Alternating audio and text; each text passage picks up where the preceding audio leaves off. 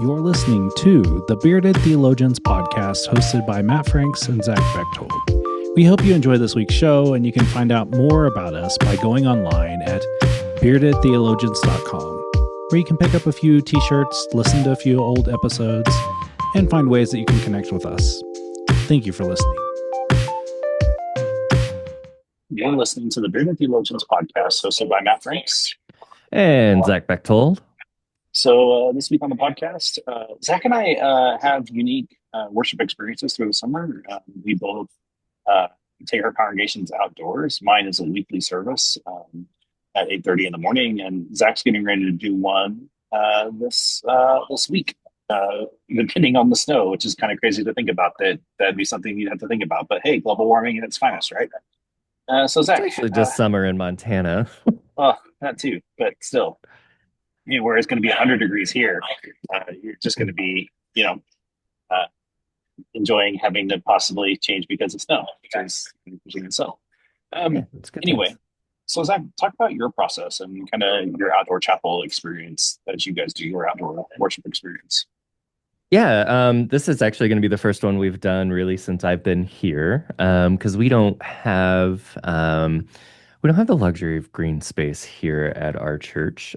Surprisingly enough, we're an old downtown church, and everything is built up around us, and we've not kept green space. And so we have to be really intentional about when and where we do and plan outdoor services. And it's been high on my priority list since I got here. And we are in the process of celebrating our 160th year here in the Gallatin Valley and in Bozeman, and really pretty much in the same location we've been in for the last 160 years. And so part of that celebration is being outside and doing a big worship service and barbecue and just gathering together as a church in that way. And sure enough, we picked the one weekend out of the summer where we're predicted to get snow.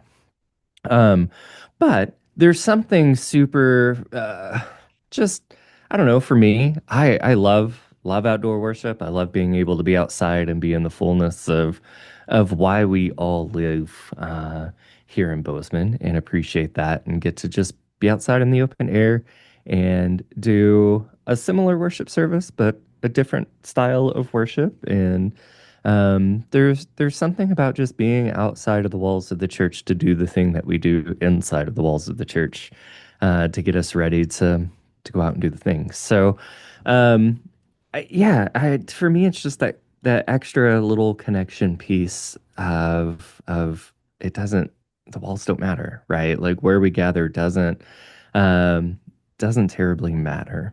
There's a lot of argument about the consistency and where we meet and do the things, but it's nice to change it up a little bit. And I mean, I would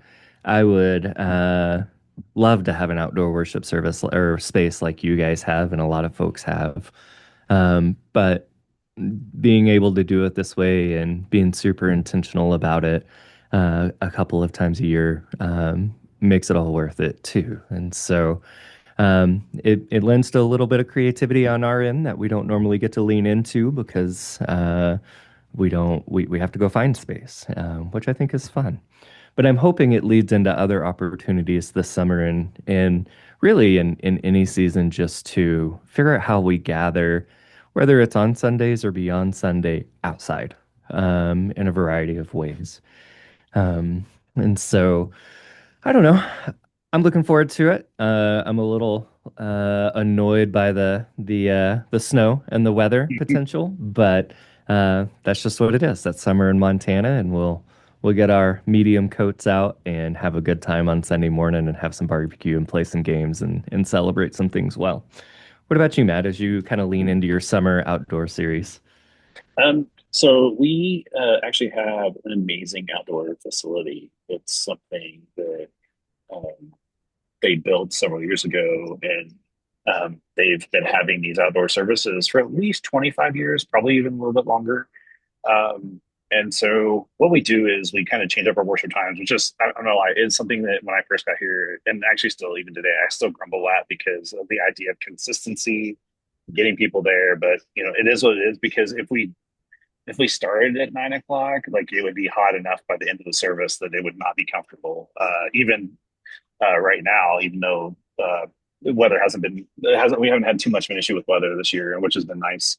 But changing worship time does bother me a little bit, but we make it work. And so we have this amazing, just beautiful space. And we did some really cool things with it. Like one of the things that we incorporated in last year, and we didn't know how it was going to go, but it's been a really big, like everybody looks forward to it, is the pop-up choir. Zach, when you came into town, you sang in the pop-up choir, and we literally just the choir director and I kind of plan out basic hymns like everybody knows. And we plan that out, and we just invite people up to sing, hand them a folder and say, hey, we're going to sing this basic hymn, and enjoy getting to do that.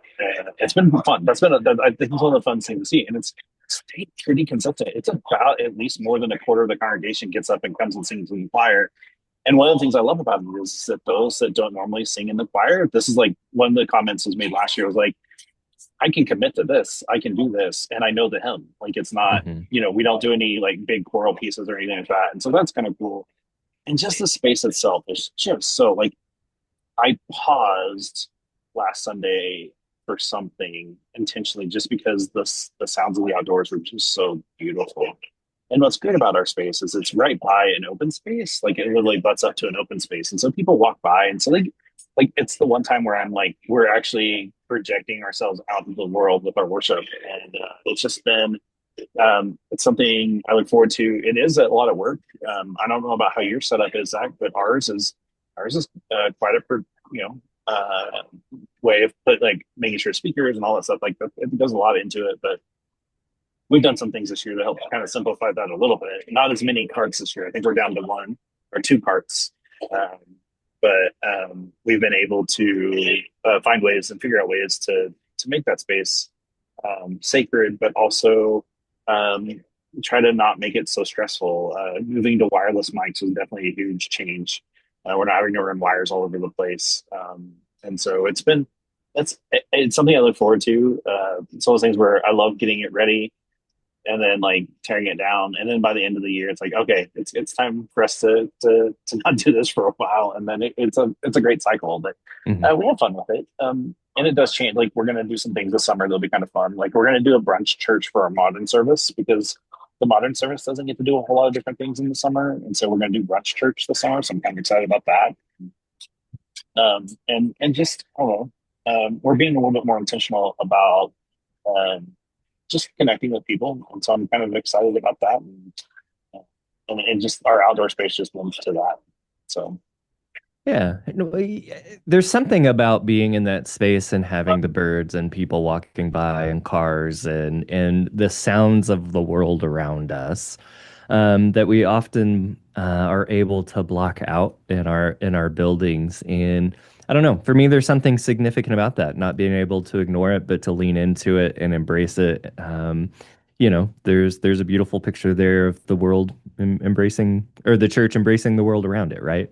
And the chaos and beauty that comes with it, rather than shutting it out for an hour every week with our walls. And so, no, that's something that I find super sacred, in that of, being able to hear the birds and kids playing and cars going by and, sirens and all of the things, right? That any other day would be a distraction. And yet when you're super intentional about it, I think it brings all of it together in a really significant way. Yeah, and I think the one thing that it reminds me a lot of, and you've been in this space too, is going to camp. It reminds me a lot of being in camp worship.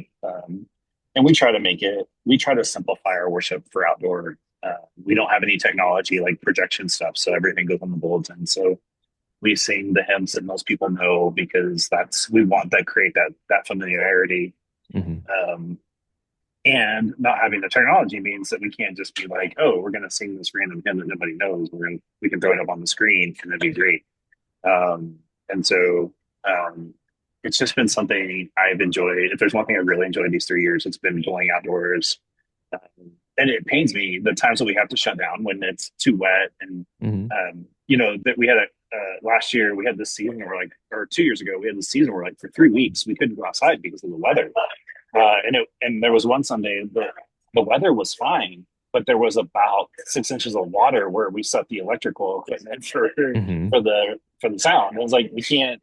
Sorry, like it just doesn't work. Like, and I had pictures, like, so if anybody doubted me, like, hey, here's the picture of this. And so, there's definitely some challenges with that, being outdoors. But I think the thing I love about it is just the way it brings our community together in a different way, and it's a Hmm. good kind of change of pace. And it's a nice laid back atmosphere. So something I definitely look forward to. And I know you're getting ready for yours, and you're looking forward to yours. And so I wish you the best this Sunday, and I hope it's good weather. Um, Yeah, me too. I know Uh, you do. And so, um, Me too. so Zach, where have you seen God at work since we last talked? Um, yeah, so we had annual conference last week, and a lot of fun. I always enjoy annual conference and getting to see people I don't get to see more than a couple times a year. And so that's always fun. But Zoe went with me to annual conference this year because she was out of school where the rest of my kiddos weren't. And uh, to say she had a good time, I think would be a stretch of the word. It's only so much fun an 18-year-old's gonna have sitting in church meetings. But it was fun to see her present in those ways. But she got to open one of our sessions with a prayer, which was pretty cool. And I, of course, spent most of that just recording her and trying not to cry because I was proud of her because it's hard to get up in front of people like that. But when I got home and Michael and I watched it back, um, we were watching her and in our conference when people get up and introduce themselves, there's often a bit of cheer, especially if it's a young person. Our people are really good about cheering one another on. And Zoe got up there and did her introduction, and before she started to pray, there was a brief moment where people, gave her a little bit of encouragement and cheer. And I knew she was nervous and she was paying attention to her notes, but there was a brief moment where she just paused and looked up and smiled and felt the love that she was getting from the folks in the room, which was really, really cool. I didn't catch it in the moment because I was too busy just trying not to shake and You, cry. you were a Um, proud I papa was a moment. proud papa, and yeah, it was a really cool moment to watch back and just see her light up like that, and just a great reminder of how we cheer one another on, and just those little things that you know are what they are in the moment and seem not that big of a deal. If we watch them back, they tend to be a pretty big deal for people and making them feel special and loved. So that was pretty cool. That was a pretty cool moment. And definitely one of those that I had to go back and watch, right? Had to go back and think about and spend As to some say, time. when was the last time you ever went back and watched something at annual conference? Never. Not one. Not one time. So yeah, it was super cool. I really uh really enjoyed that. That was a big moment of seeing God at work there. What about you, Matt? I think for me, it was last Sunday morning when we were outdoors. I had a friend, a dear friend of mine who has known me, gosh, she knew me when. Hmm. I mean, she's a part of my story. Her and her family are part of my story. And just to see her there and her husband there, they're on vacation this week. They wanted to come to worship, and just having that, like you said, it's always good to have people cheer you on. Like to have someone there that that has been there since you started. I Hmm. mean, even started in the faith. Like, I mean, she's been with me since the beginning. Like, just to know that she was there to cheer me on and excited to be there, and it just, I don't know, it made my day, and it made me feel really like it made me feel good. Annual conference was good. Hmm. It was definitely a nice way to see people and just kind of like I was telling someone this week, is that that's our church, and so getting to worship where I don't have to worry about anything other than just being there, like that's kind of Hmm. nice. And and hearing some good quality preaching and all that stuff. Like um, that was good. And so, but I definitely think that Sunday morning, being in that space and having that friend there and her husband was just so like meaningful to me. And it just, I don't know, made me feel good. It's been a Mhm. while since I felt like that. So, yeah. Uh, hey, to our listeners, thank you for listening. Feel free to like us and share us and make comments as you do. Also, don't forget to purchase some items on our website at beardedtheologians.com. You can find all of our past podcasts and other items that we may have up on there. And so, for the Bearded Theologians, I'm Matt Franks. I'm Zach Bechtold. Thanks for checking us out. Guys, and like this video and push that thumbs up. Thank you for listening to the Bearded Theologians podcast. Don't forget to like, subscribe, and share on all social media outlets. You can check out old episodes and more information at beardedtheologians.com. Thanks for checking us out.